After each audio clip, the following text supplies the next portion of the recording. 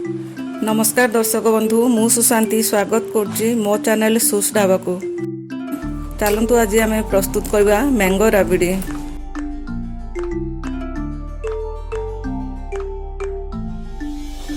प्रथम एमती ब्रेड नहीं साइड सब काटिदवा। जेकोसी ब्रेड हेले चलिबो किंतु मु 3 पीस ब्राउन ब्रेड नहीं एमती छोट छोट पीस करी ग्राइंडिंग करदबा। यही ग्राइंडिंग करदेवे। तापरे आमे गैस ऑन करी कड़ाई बसेबा। सेथिरे आधा लिटर क्षीर दे बॉईल हेबा को देबा। बॉईल होउथवा भितरे आमे सेमती ताको क्षीर घांटुथबा। क्षीर फुटी गलानी। एबे गैस को मीडियम फ्लेम करी ब्रेड गुंड को आस्ते आस्ते पकेई एमिति घांटिबा।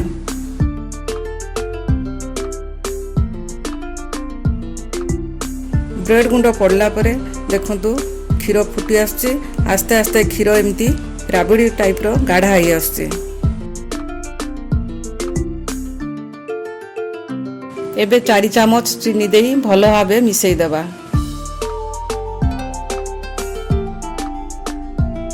लो फ्लेम करी मिल्क पाउडर 2 चामच देई पुणी भलो भाबे मिसेई देबा। राबिड़ी फुटी फुटी गाढ़ा होई आसछि। सेथिरे गुजराती गुंड किछि देई देबा।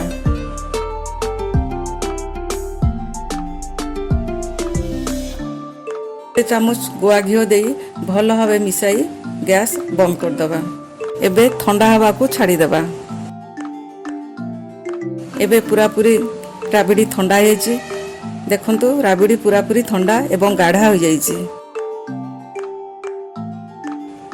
मु किछि आंबो को काटी एमिति ग्राइंडिंग कर देइथिली।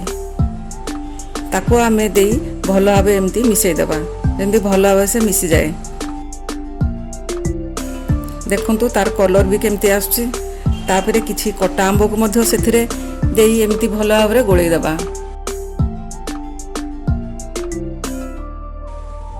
देखंतु राबिड़ी केमति देखा जाउची।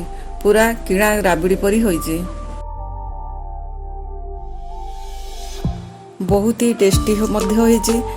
आपण निश्चय ट्राई करंतु, निजे खांतु एवं समस्त को खुआई मन नहीं जानतु। जदि यही रेसिपीटी आपण मानकु भलो लागे तो लाइक करंतु, शेयर करंतु।